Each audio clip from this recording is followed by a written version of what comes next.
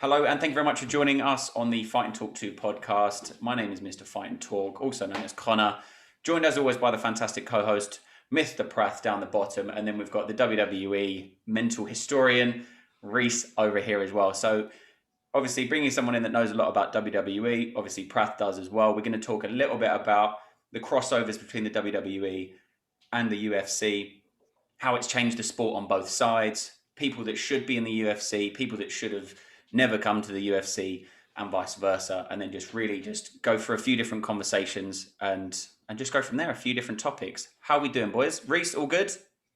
All good. All good, thank you. All Excited good? to be on your podcast. Oh, thank you very much. Thank you very much. Sorry for interrupting, but thank you.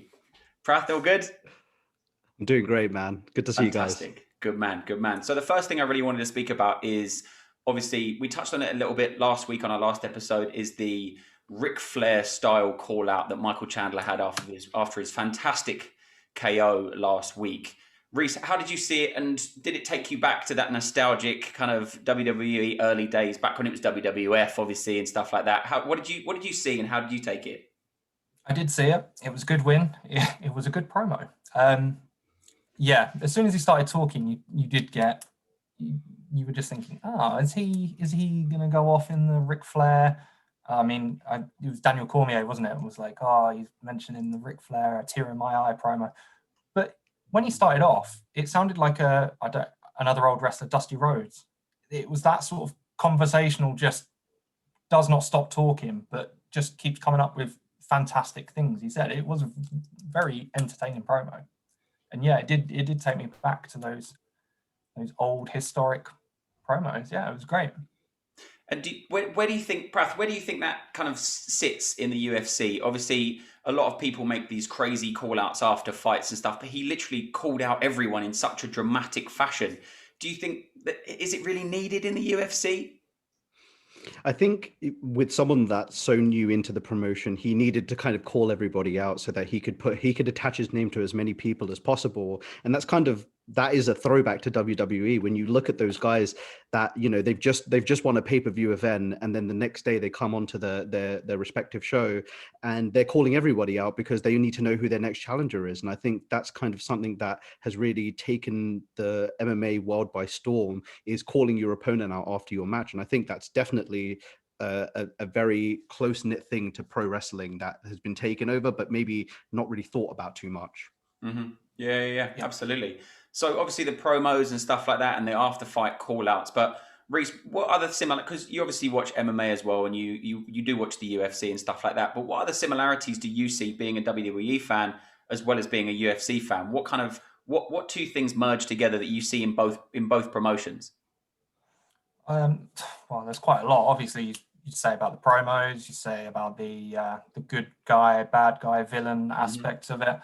But yeah, I mean, going back to the Michael Chandler thing, he has obviously come in with a good record in Bellator. I think that's an important thing, because he's not just a guy that's, won his first couple of fights and then won his first fight in the UFC.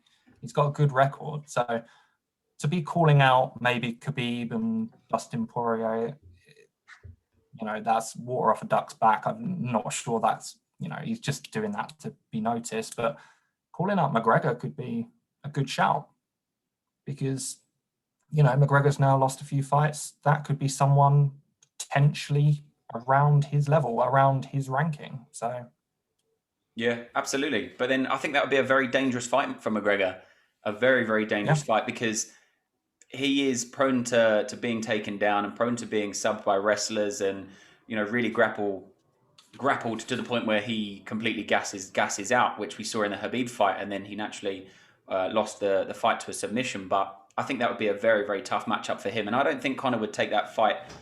I don't. He says he'll fight anyone, anywhere, anytime, but I don't think he would take that fight.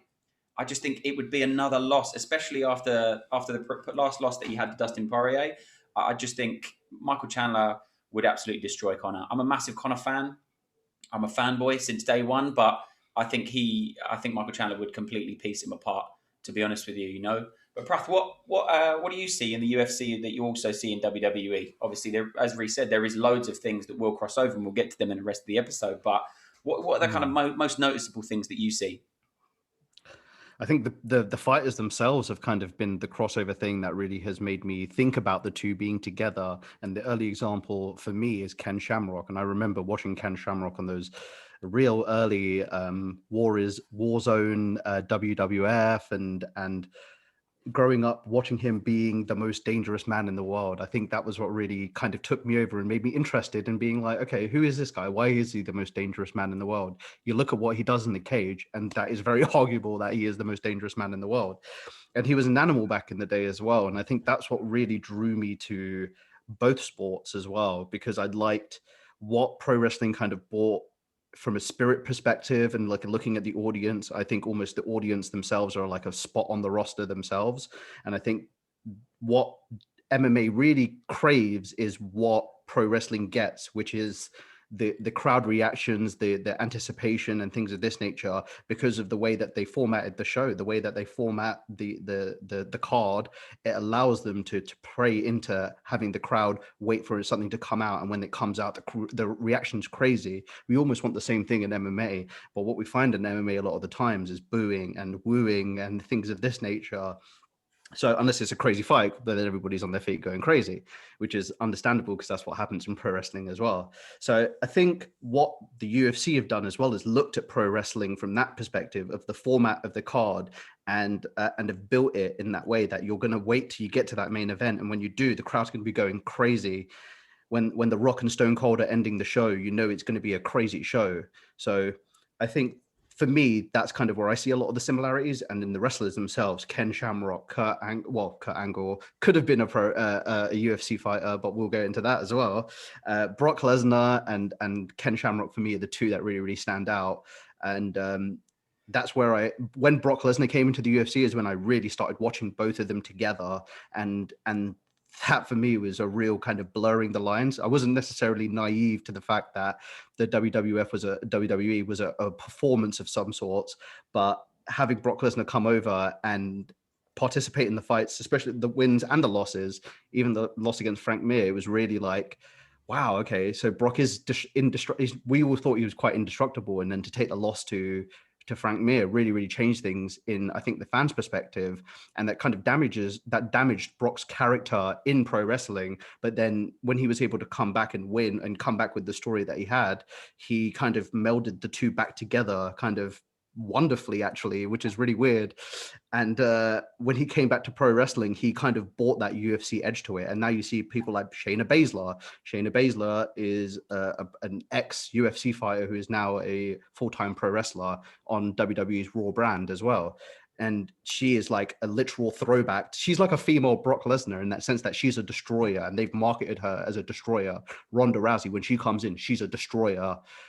And that's because of the respect that WWE gives to UFC. And it kind of works both ways as well. You look at what CM Punk did in UFC.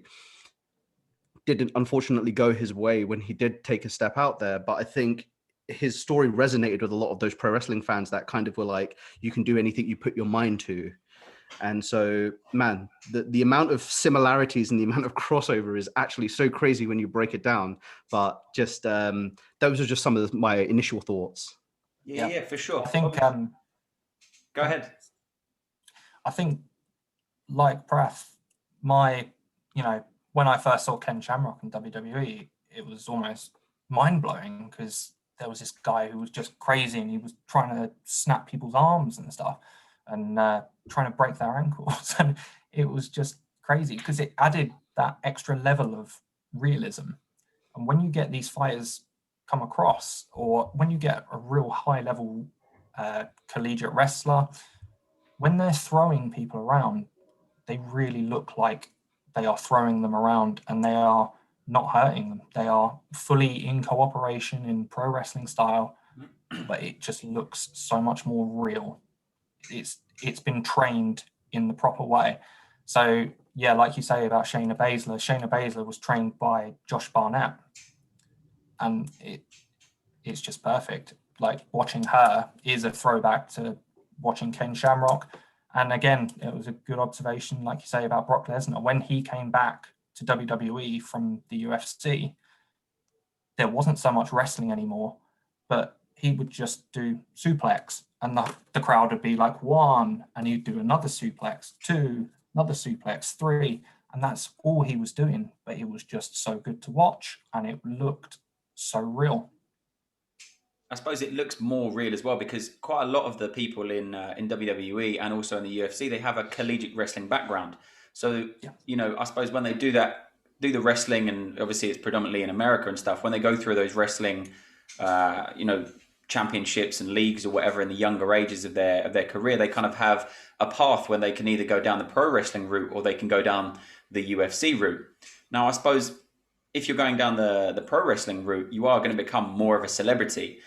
Because I remember obviously being a kid, you had these little action figures of WWE, wrestlers and stuff like that, and there was this whole brand of toys, and they just had so many bits of merchandise that you could add on to your love of this of this sport and of this kind of platform where you'd be watching them. But the UFC have only really just jumped on the figurine kind of market, which means for me that kind of leans towards them being more celebrities, more in the celebrity kind of zone than being fighters, but they have to be in conjunction with each other.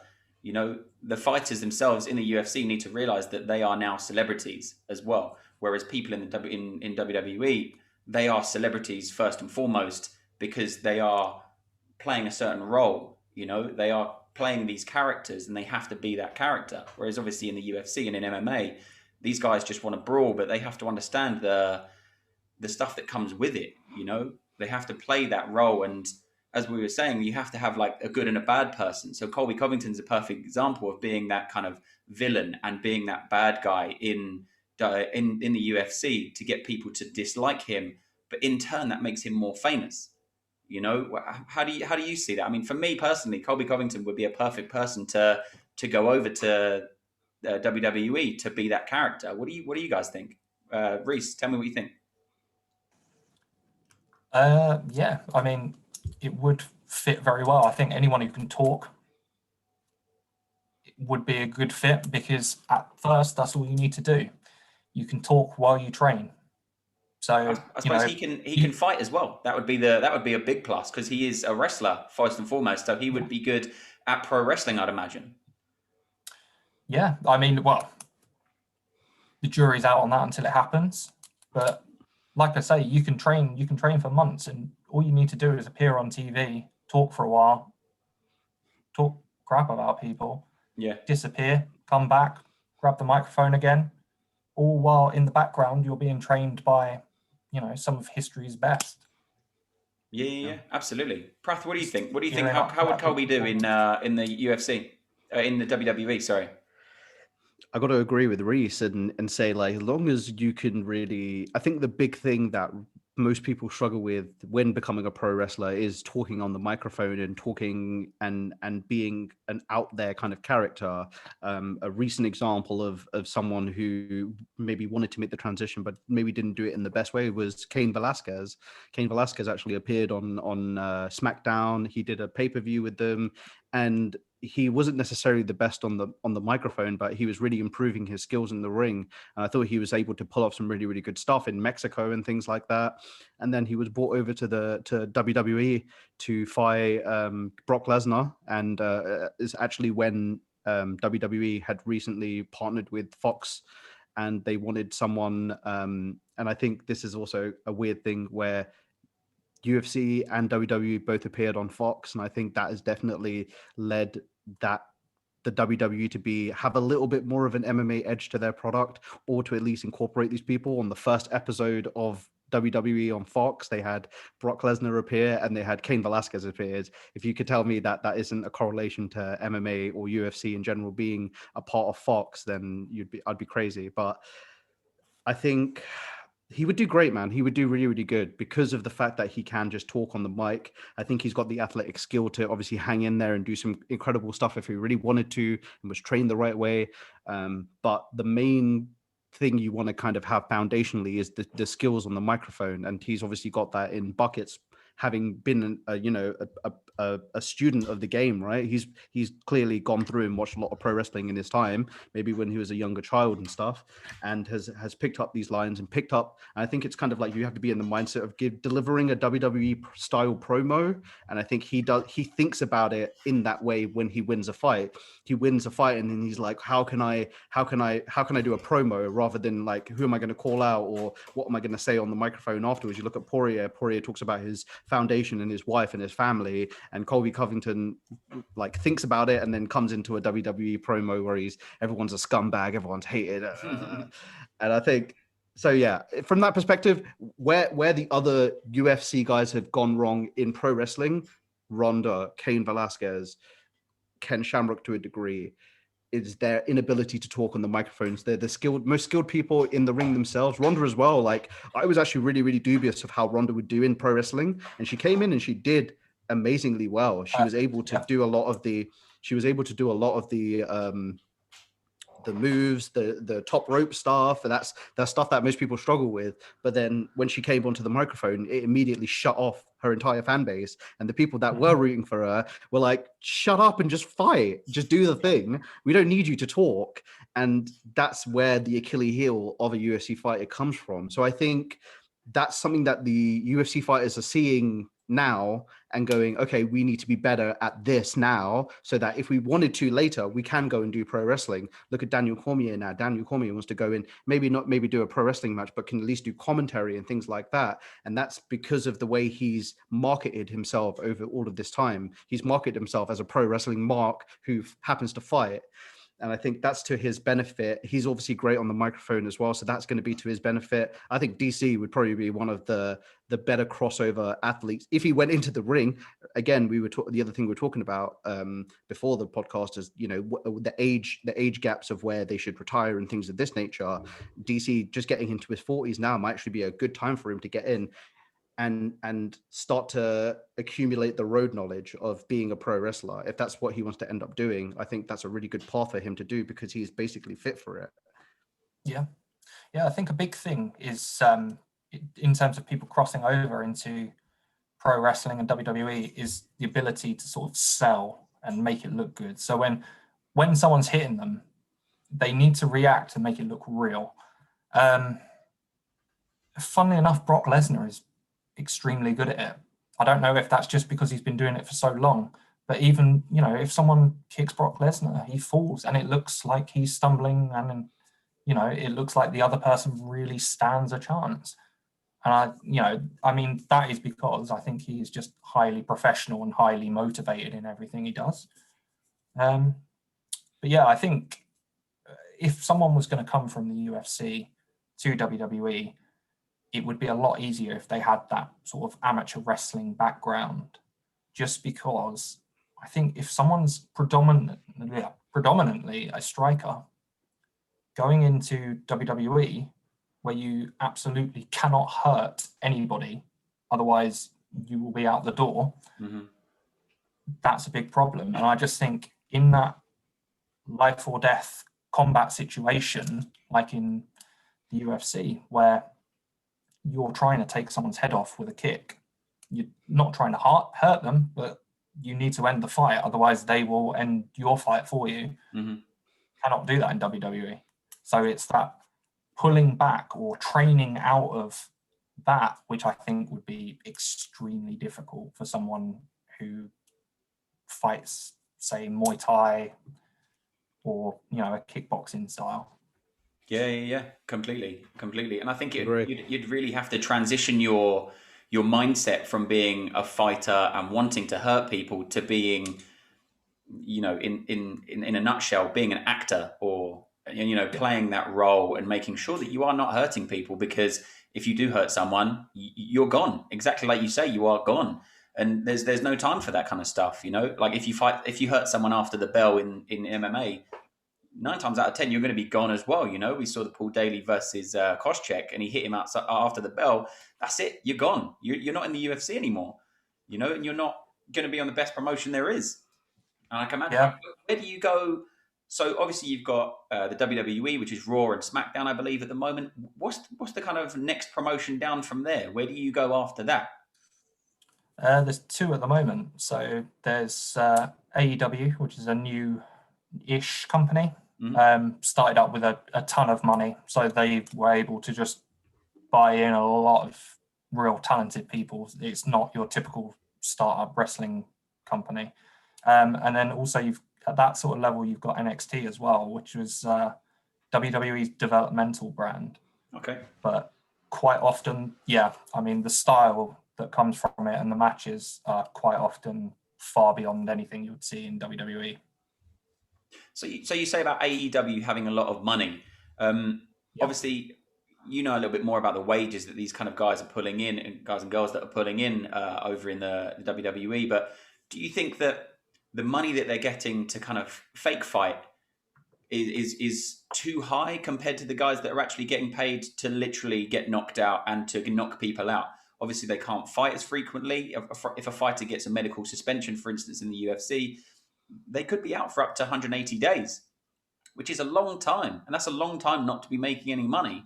Obviously, in the WWE, if you get an injury, I don't know, I assume that they have healthcare and stuff like that. But if you're out, they don't have healthcare. No. Wow. So are they individuals working for the company, similar to Uber and similar to obviously the UFC, where they are just individuals working for that promotion? Contractors. Dependent contractors. I did not know Independent that. Contractors, yeah. I thought they would all just be on this like scripted kind of, you're going to get X amount, and you know, if it goes wrong, then we'll cover you kind of thing. No. Wow, that's insane. So they get paid a lot of money. I think there's maybe some element of healthcare in it, but yeah, I think if something goes really badly wrong under the company's watch, they'll typically pay for it. Mm-hmm. But yeah, they typically now have to pay for their own travel, their own sort of hotels, that sort of thing, out of their wages. It's it's a sorry state in terms of them. There's been attempts to sort of unionize wrestlers, but yeah, that's a whole nother conversation, I think. Yeah, for sure. That's insane. I didn't realize that. I genuinely thought that they would be kind of, you know, if a director is wanting to make a movie or something, they hire all these guys and then they do the movie and they just get paid to do that movie or whatever. You know, I can imagine you'd probably get paid a 5-year kind of contract to see out your script, but to know that they're all just individual contractors is just insane. You'll get a 5-year contract for $500,000 a year, but that doesn't mean that you'll be there for 5 years, and that doesn't mean that tomorrow they can just say goodbye, we don't want you anymore, and we don't have to pay you the rest of the 5-year contract. But I mean, even $500,000 is an insane amount of money, considering some of these guys on the prelims and even on the early cards of a main event on the first 2 or 3 fights, that they're only getting kind of 30 and 30 to show up, 30 to win. You might get a fight bonus, which is 50. So you're still only looking between 100 and 120K. And and if you get knocked out, or if you knock someone out, you have a big medical suspension during that bout, you're out for 180 days, like we say. That's half the year. That's 6 months. You've only made 120 grand. Whereas in WWE, you're obviously working a lot more, and you know you're working more frequently. But to think you're actually putting your life at risk, more of an extent to a risk, you know, than in WWE for that amount is just crazy. Prath, what did you have? Yeah. I just think it's interesting that you describe them as actors. I would actually say they're more. I would say they're more closely linked to. I would say they're like more closely linked to stunt people than actors. Just the amount of damage that they do take, and the road time in general, I think, is what really wears a lot of these guys out. Being on the road 300 plus days a year, as opposed to an MMA fighter who fights 3 times a year, and I think what I would like to see is unionization between the pro wrestlers, unionization between the UFC, and I think that's another similarity kind of thing that you see. And it's also in no coincidence that Fox has grabbed UFC and pro wrestling, 2 shows that generally have independent contractors. And I think that is a direct result of them not having to deal with union workers. The Screen Actors Guild, if you think about the pro wrestling side of things, they could easily unionize under something like that. The reason why Fox really want to be able to dive into these things is because they don't have to deal with any of these things, and they have to deal with these people on pretty much an individual basis.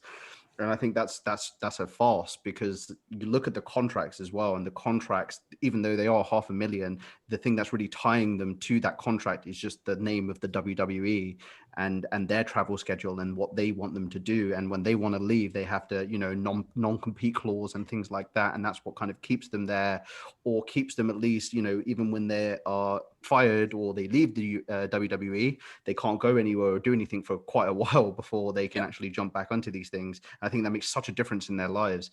And that's a direct result of them not being unionized. But I've listened to a lot of podcasts with pro wrestlers. I've listened to a lot of podcasts with UFC fighters.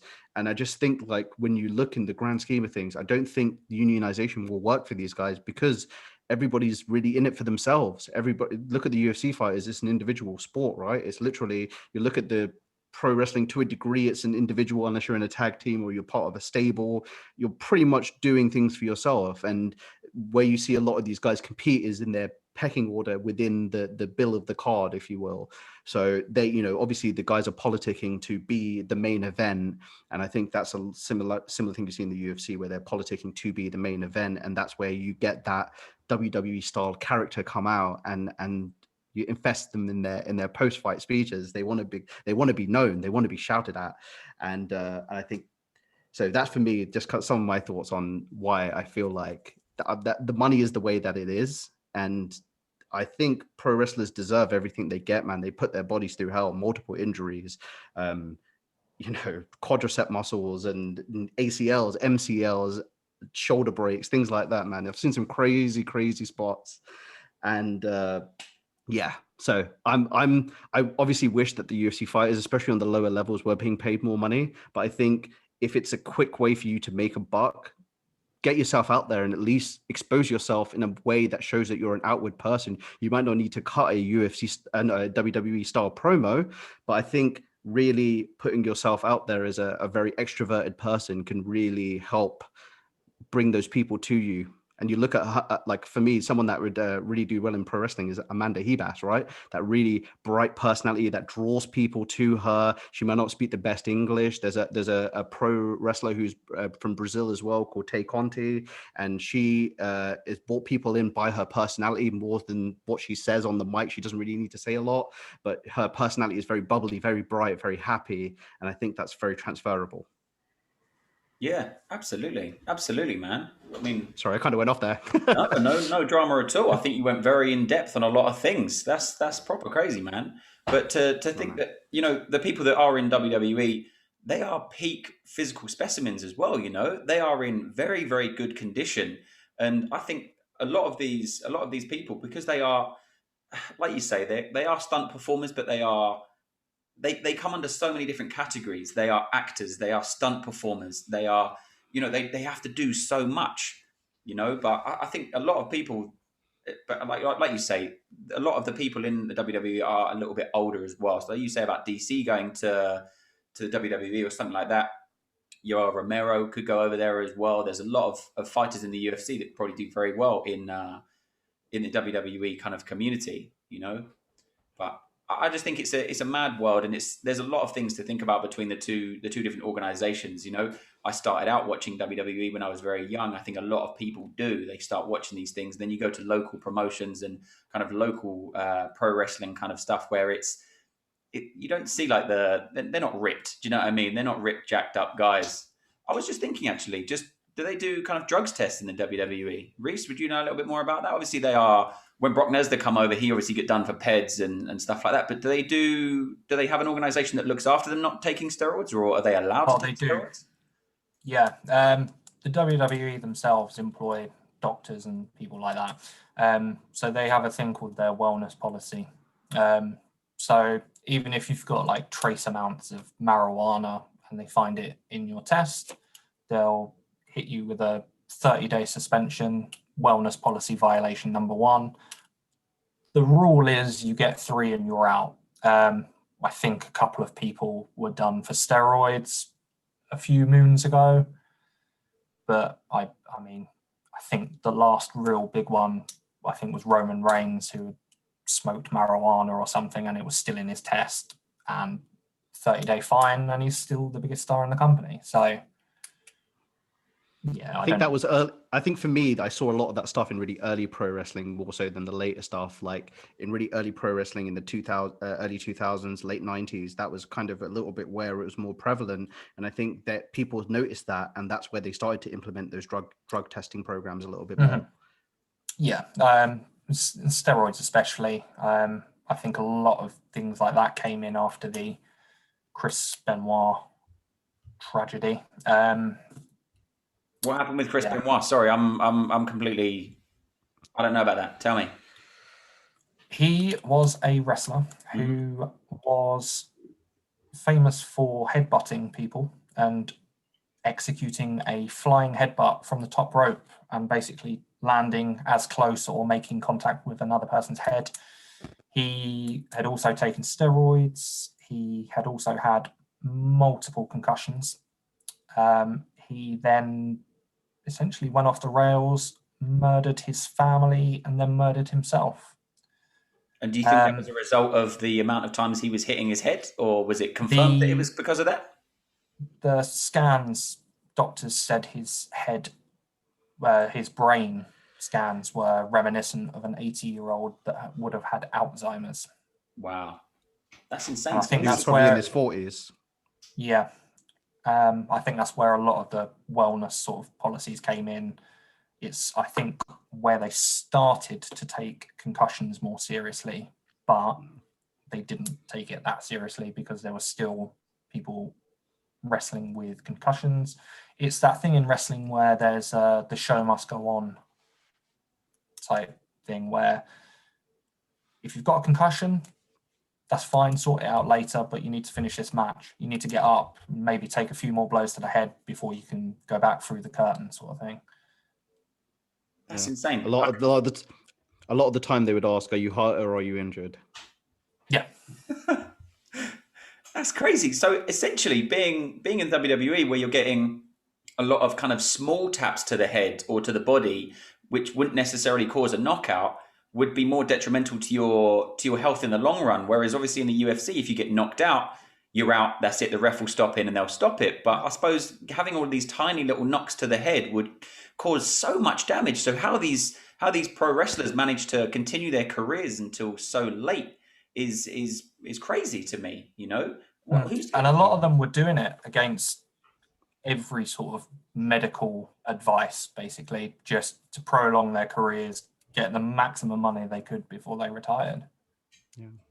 I suppose even when they do retire, they have this kind of, obviously we have it in the UFC as well and in MMA, where you retire just to come back and have that bigger fight. You know, Prath, you were saying about the pecking order of fighters and stuff like that, and the UFC kind of build their cards around that. I couldn't imagine Conor McGregor not being a main event. You know, you just wouldn't think about it. You know, like I wouldn't imagine The Rock or Stone Cold Steve Austin or The Undertaker or one of these kind of like big kind of like superstars in WWE. They're not going to be on a main event. They're not going to be the early card. Do you know what I mean? They're going to be main event. They're going to be straight in, kind of doing the big numbers, you know. But to often go ahead.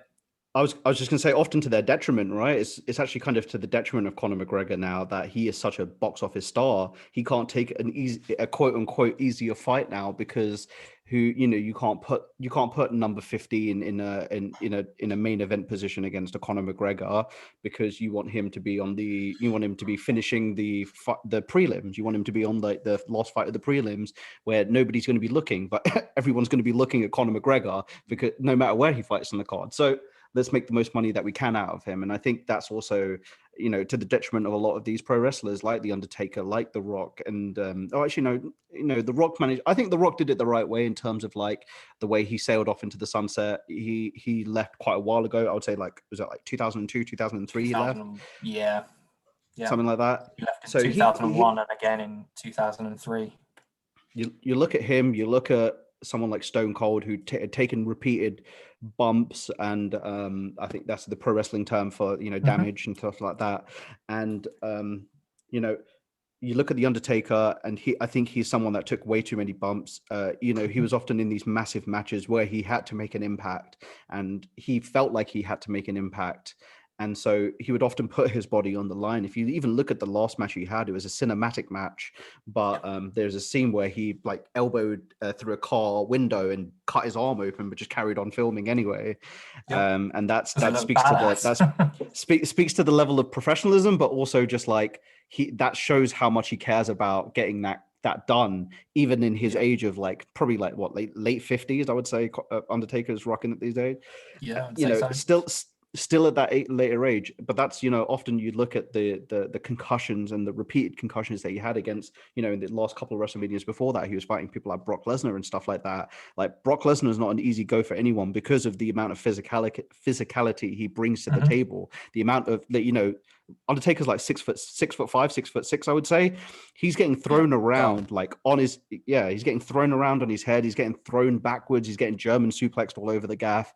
And that can't be good for someone in their late 50s. And so I think that they're starting to realize that a little bit now. And you looked at The Undertaker now, he's now officially, he's saying that he's retired.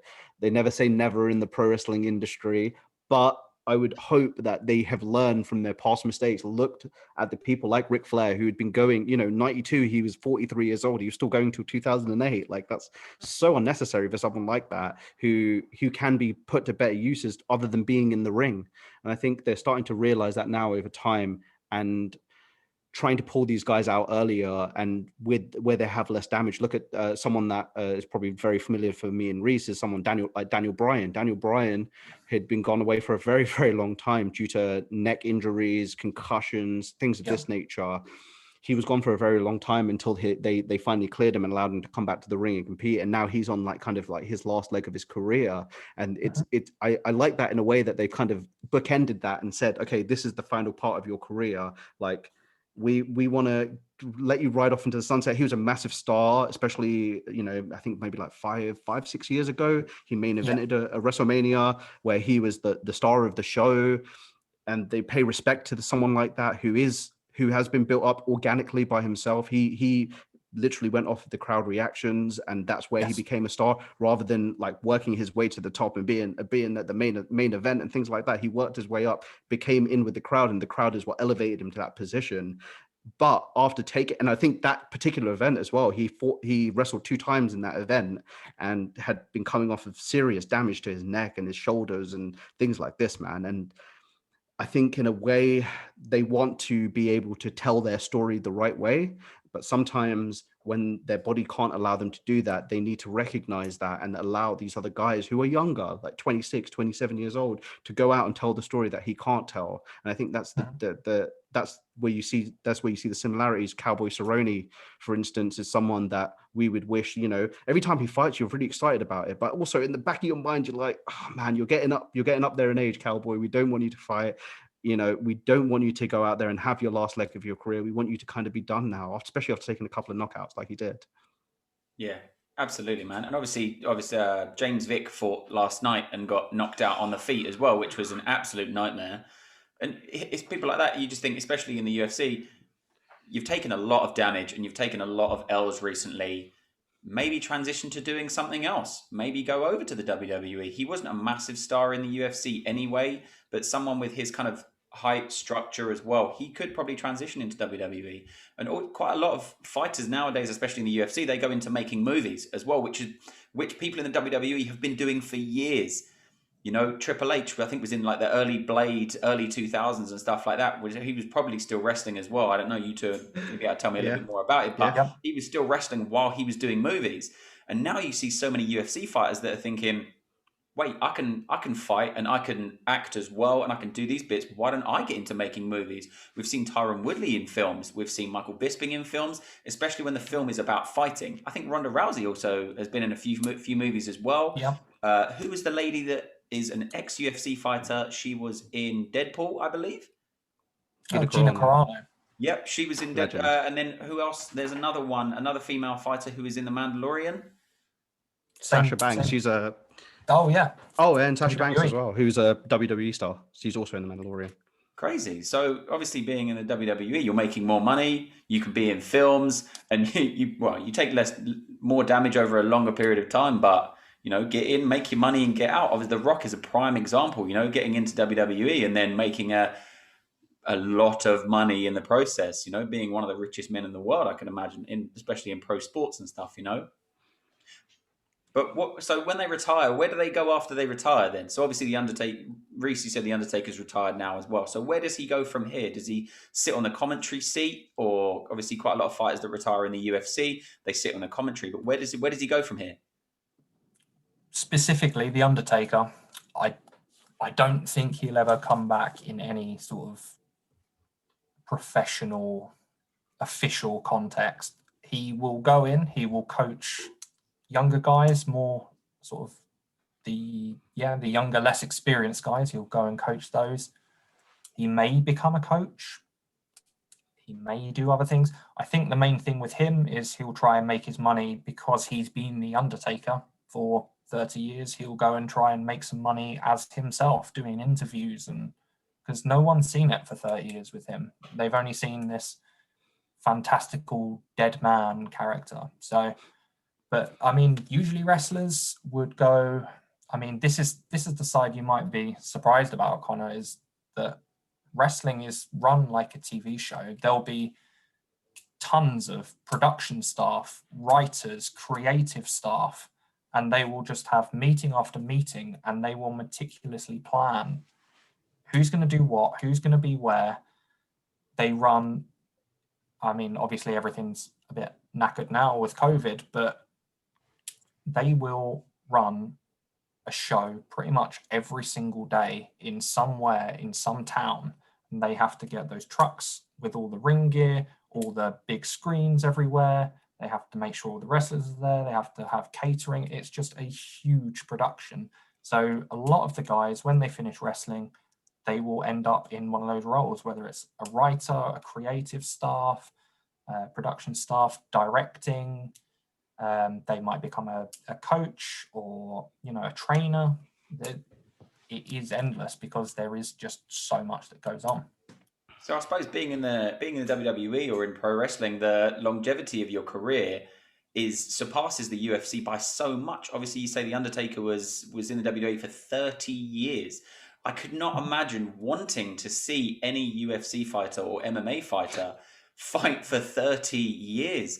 Even a superstar like Conor McGregor, he's obviously I think he's 32 or 33 now. He's only been in the UFC for 7 or 8 years, but can you imagine him fighting for another 22? He'd be close to 50. No one would want to see that. But then when he retires, obviously he's made a lot of money to be able to retire at a very early age. But I couldn't imagine him commentating. I probably wouldn't even want to hear him commentate because I don't know. It's just a weird one. Who was the main kind of commentator that you had on the WWE back in the day? Gold something, was it? Who's the main commentators? They have like two Jim guys Ross. on the little desk, don't they? Jim Ross, Jerry the King Lawler back in the day. Okay. And do you think the commentators that they had on WWE and Raw, SmackDown, all these kind of stuff, do you think that the UFC try and adapt their commentators to have a similar sort of exaggerated style? Rhys, tell me. Yeah, perhaps. I mean, going back to the UFC when it was Goldberg and Rogan. Goldberg, that's the guy I was thinking of because he was so exaggerated with everything he was saying.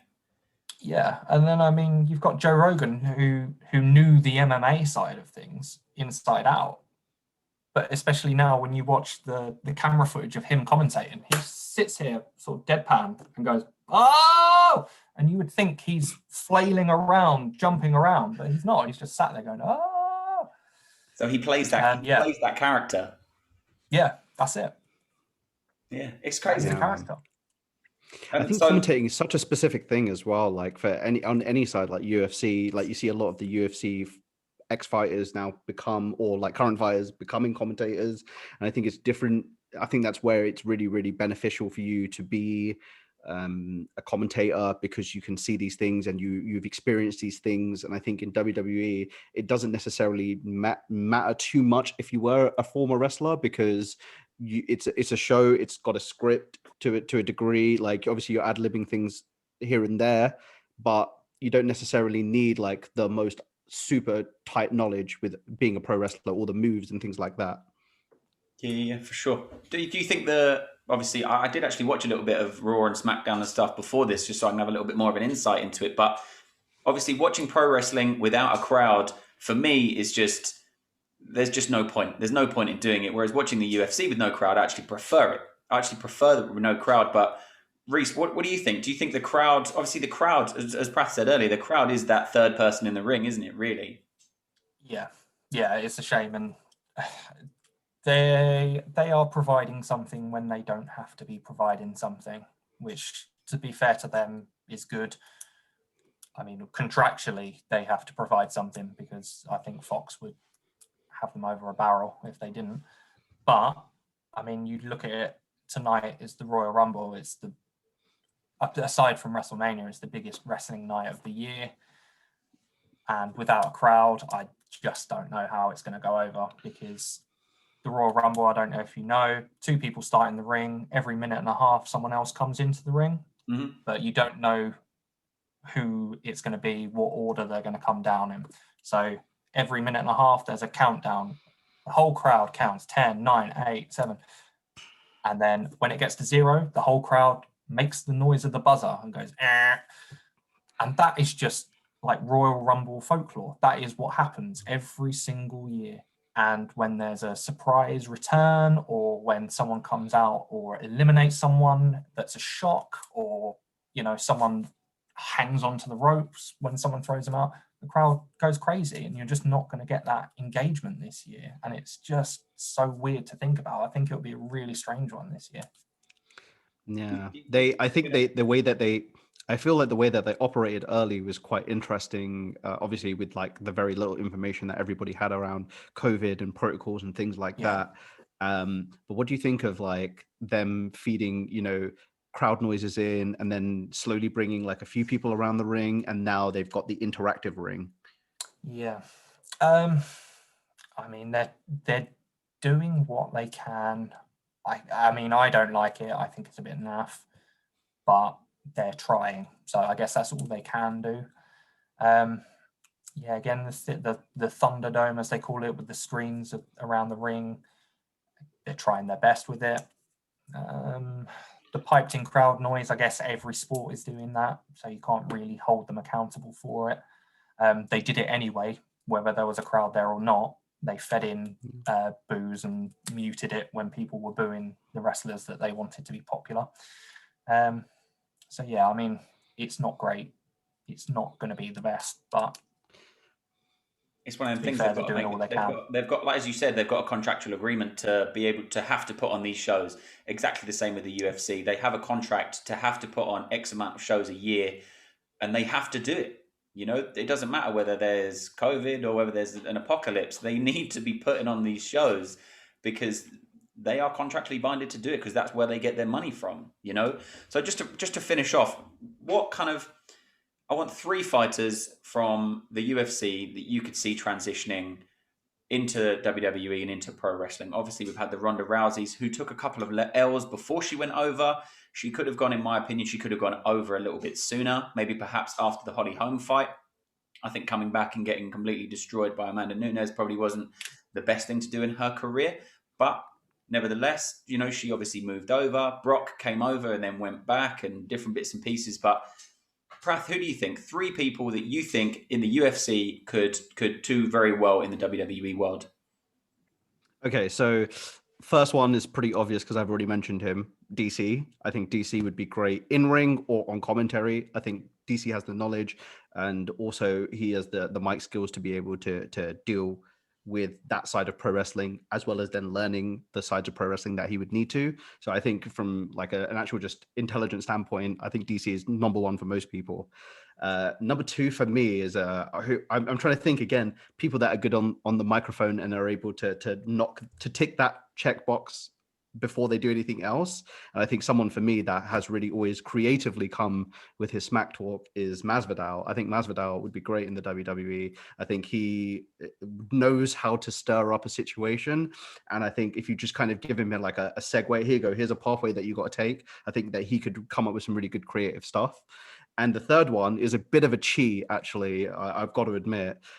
because he's actually already a pro wrestler, and I'm going to say Matt Riddle is my third option, and because of what he has done, ex UFC fighter got let go from the UFC because of a marijuana infraction, which is crazy. Now hindsight, if you look at the way now that they've taken it completely out of the drug testing schedule, I guess that's what you would call it. He was someone that was really, really up and coming. He was on a great winning. I believe he was on a great winning streak when he was let go as well. And then he slowly over time went over to independent wrestling, and now is a part of the WWE on their Raw brand. And I think he has transitioned fantastically, taking his character from the UFC, literally who he was in the UFC, a bit dopey, a jokester, and things like that, and has taken it and perfectly mirrored that into his WWE character, his persona, which is essentially himself. And I think that's one of the more important things for a UFC fighter if they do come over to WWE, is that they kind of need to retain a little bit of themselves. And so he's done it perfectly. And I give him all the respect, because I think that's such a tough thing to do. And to make those wrestling moves count and do it in a way that really shows off that you were an MMA fighter, and am a jiu-jitsu person. I think he's probably a brown belt or a black belt. I'm sure he's a black belt at this point. And to show those off in a way that also highlights how he can be on the mic as well. So Matt Riddle's my third person. And I think he's going to carry on doing great things and eventually become a star. I think it's crazy you said, before we get to Rhys's picks, I think it's crazy that you said Masvidal, because obviously he started in back gardens fighting people for $200 and stuff like that. Obviously he was in the backyard brawls and the Kimbo Slice kind of era, we're all around the same age. We would have watched his fights and Kimbo Slice fights on our tiny little terrible phones that would have taken 3 days for your friend to Wi-Fi it, to Bluetooth it over or something. But I think obviously him at the moment, when he came back and he beat Till, right? I was like, I don't know who this guy is. He's obviously had a little bit of time out. He's had some losses here and there, some terrible decisions. He's lost a lot of fights through decision, especially. And then he came back, beat Till in amazing fashion in the UK. It was great to see him do that. But then he went on to beat Ben Askren, which was amazing as well, really good. But now I don't know if the two of you saw, he's now training Jake Paul for the Jake Paul-Ben Askren fight. And I just think, it was so clear to me that he would be fantastic in the WWE world, because he's now playing a character. He's no longer an MMA fighter. He's playing a character, exactly the same as Colby Covington is. He's playing this character, so he wants people to hate him. He wants people to, I saw it all over social media this week. As soon as Jake Paul put up that clip of him getting trained by Masvidal, everyone was like, well, Masvidal's not a fighter anymore. We don't want him to be a fighter anymore. I want him to lose the rest of his fights, because he's playing this joke character now. But he's playing a character, and people need to understand that he is doing that for the popularity of being unpopular almost. So Masvidal is a perfect pick, man. And that is exactly why I picked him, is because, sorry about that, because he gets it. That's exactly why he's standing next to Jake Paul, taking those stupid pictures, training this idiot. It's because he knows that what this will bring from him from the other side is massive. And it will also kind of sets him on that path already to be someone that is on YouTube, or to be someone that is a pro wrestler, because of the actions and the way that he is, the way that he even dealt with the beefs with like Bisping and stuff like that. It was very, very very, very early pro wrestling is what it reminded me of. The mentality, the way he did it, the way he approached Bisping in New York, when they were kind of like met at the escalator. It was like an escalator or a lift, and they were talking smack back and forth. But like he was doing it from a distance, but the hand signals and the way he was saying it to him were just reminding me of like, it's like watching like Ric Flair in back in the day as well. So yeah, man, Masvidal I think would be great, but obviously his character now is taken. His character now is assassinated now, and I was the first person to text everyone being like, "That's it, I'm done. I'm off the Masvidal train now, man." It hurt me so much. Yeah, well, you get the joy of seeing him on the WWE thing. So no, I think that'd be a great transition for him. And like you say, he's already transitioning to be that character as well. And I think at the end of the day, for him, he wants to make money. Whether he's making money fighting people for real, or whether he's making money fighting people on the WWE stage where it's not necessarily as real as we're in terms of trying to kill someone. But he wants to make money. That is his goal, is to make money, and doing that But I thought working with Jake Paul was fantastic. It's a fantastic opportunity for him because it opens him up to so many more people, especially like the YouTubers and people that follow Jake Paul. I think he's got, like 20 million followers or something that don't necessarily watch the UFC or watch MMA. So he's now opened up this entire can of worms of new people to watch his fights, which is fantastic for the sport of UFC as well, and for the sport of MMA, sorry. But Rhys, who are your 3 picks from the UFC that you'd like to see in WWE? Well, I had 2, but I'm going to steal Prath's one. I think Masvidal would be brilliant. Like you say, it's heel psychology 101 is just to be annoying and make people hate you. And he might not be friends with Jake Paul. He might hate the guy, but he's seen in a photograph and that's enough. Yeah, it's just perfect thinking. And if you're a wrestling fan and that happens and he gets a photograph with someone that everyone hates, everyone's going to go, do you know what? We don't like this guy. He's an idiot. And he did the same thing with Donald Trump. He was a massive Trump supporter. Well, there you go. I completely forgot about it. He was a massive Trump supporter, knowing that no one liked him. And Trump is almost the villain. We're not going to get into politics, but Trump was almost the villain. And he was on board with the villain, the same as Colby Covington was. They were both playing that character. Colby should do Masvidal for gimmick infringement, if that's a thing. But he's definitely lifted just his gimmick infringing Chael Sonnen, though. Yeah. Yeah, of course. Like, it's a full circle of everyone just copying each other. Literally. Rhys, who were the other guys you had? Masvidal, I just think the explosiveness and the speed in a wrestling ring, if that was sort of tamed down for a wrestling ring, that would just be incredible to watch. My main one would be Daniel Cormier, just because in the same vein as Brock Lesnar, as a wrestling fan, you'd be salivating just to see him just hulk people and throw them around. It would just be as good as Brock Lesnar to watch. It would be fantastic. And my other one was a 25-year-old Alistair Overeem. Because I was watching some Overeem fights. I was watching some of his like K1 and kickboxing fights, and just the style and again the explosiveness. I think he would have been a real star. Just I suppose his stature as well, because he was huge. Yeah, he was huge before he got huge. Could you imagine if the Alistair Overeem Brock Lesnar fight was done in WWE instead of UFC at that time when they were both on like peak steroids? Like, that's a WrestleMania main event right there. Yeah, we've missed out though. That's it. We've missed out. So obviously, as we said, the people in the guys and girls in WWE are jacked. My kind of vision of WWE is people like John Cena, who is an absolute man mountain. He is a tank. The guy benches ridiculous amounts and he is huge. It looks like he is on steroids, but obviously he does very well to hide it. But who in the WWE community would you see moving over to the UFC? Because naturally a few people have tried it and they've not done so well. The CM Punks, the Brock Lesnars and stuff like that. But Rhys, who do you have nowadays or back in the day? Who do you have coming over to the UFC or even just MMA in general? I think my main one I'll go with is Jeff Cobb, who is a wrestler in All Elite Wrestling. He is quite handily 265 pounds. He was an Olympic wrestler. He wrestled against Yoel Romero in the Olympics. He is a behemoth of a man. Again, in the same vein that you would want to see Cormier in WWE throwing people around, you would want to see Jeff Cobb do what Brock Lesnar did to people in the UFC. When Brock Lesnar was on point in the UFC, it was fantastic to watch. He was smothering people. Yeah, that I think Jeff Cobb would be my main one. But as we were saying, he's 38 years old.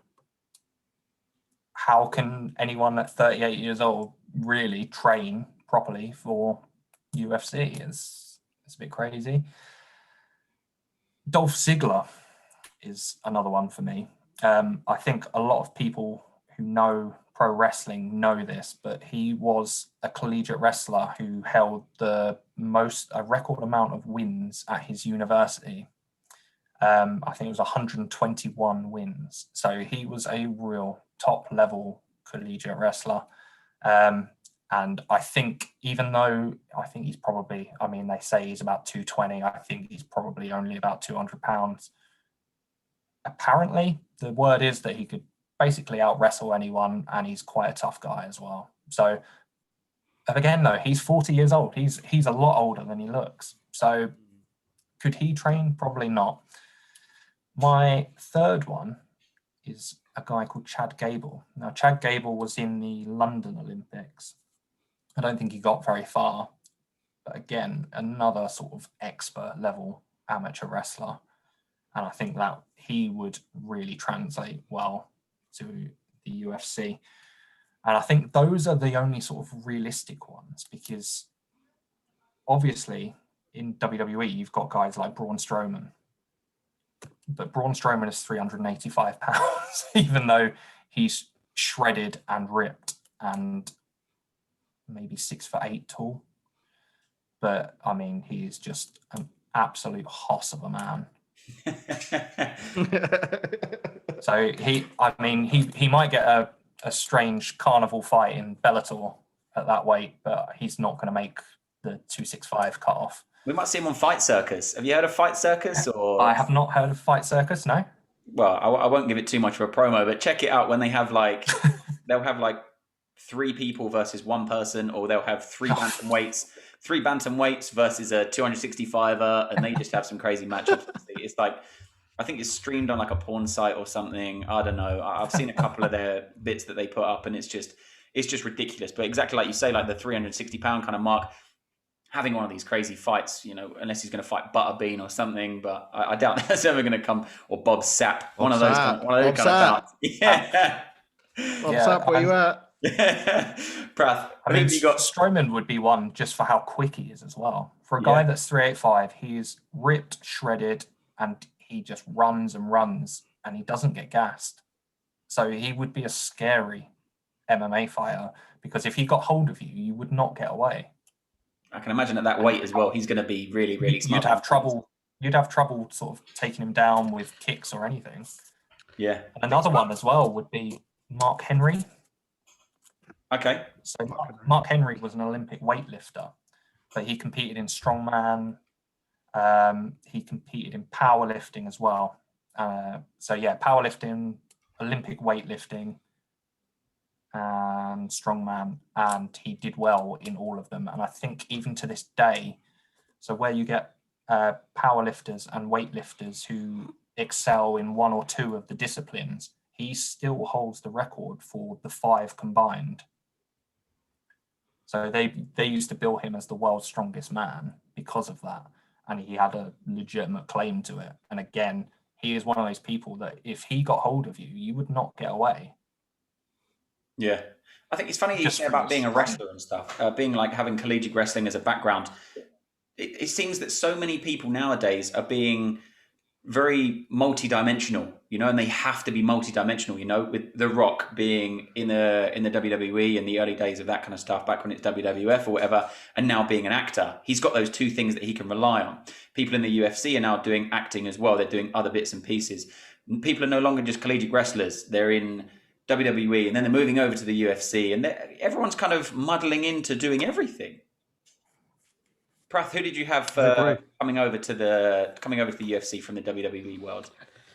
Ooh, I didn't think of Dolph Ziggler, but that's actually a really, really good shout as well. Kent State University was the one he went to, and he did work there. And I do remember that being like a big part of his, you know, his backstage persona was that he would be very proud of the fact that he's a better wrestler than most people, and it's because of credentials like that where you can really, we can really give it to him. Mine are a little bit more historical, I guess. Definitely wouldn't be able to do anything now. But I think in their prime, if that was an option, I think they would all do really, really good. Kurt Angle, obviously Olympic gold medalist, has the wrestling credentials to compete with pretty much anyone in the UFC. I think he would have been a very undersized heavyweight if he fought at heavyweight, but I think he would have been one of those real, like a Daniel Cormier, undersized at that weight, but just a destroyer. I think he would have been the exact same guy. So, Kurt Angle. And then the other person that I would think of would be the Undertaker, and that's because, and I'm talking prime Undertaker, I'm not talking now Undertaker. I think he would have been great because he was one of those first guys that was really incorporating like the MMA strikes. One of his finishers was an inverted go-go plata.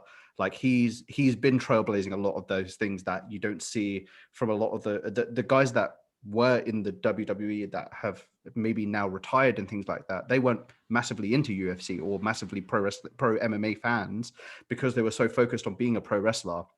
Whereas now you see a lot of the guys who are the main kind of roster of pro wrestlers. They're all gamers now, so they've all played like the UFC games and things like that, and that's their way of incorporating themselves into this world. I remember watching Max Holloway was on a pro wrestler's YouTube channel doing gaming and stuff like that. So there's crossovers, and people are dipping toes into others. John Jones has got a backstage video with him and Brock Lesnar back in the day. Like these guys are actually crossing over a lot more than we think. I think in the lexicon of it all. But those would be my three: Dolph Ziggler, who I think is an incredible wrestler, Kurt Angle, and Prime Taker, as we say.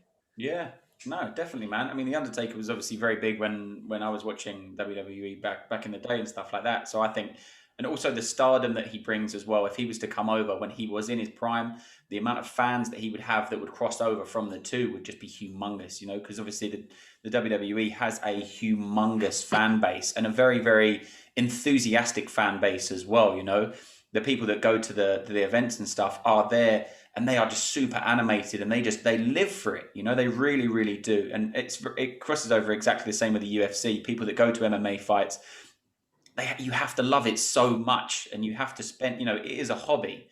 You know, we do these chats and we break down fights and stuff like that because we love it, you know, but there are people doing that with WWE as well, you know, and have been doing it for years and years and years and years and years.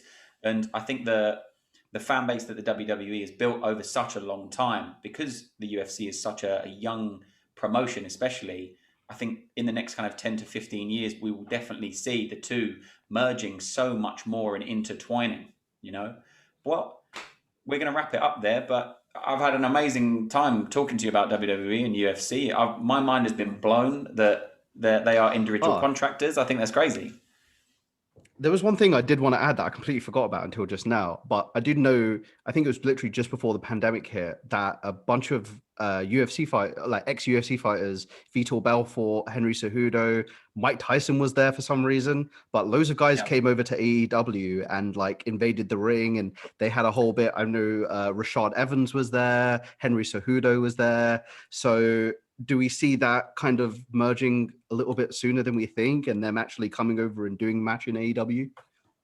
Perhaps.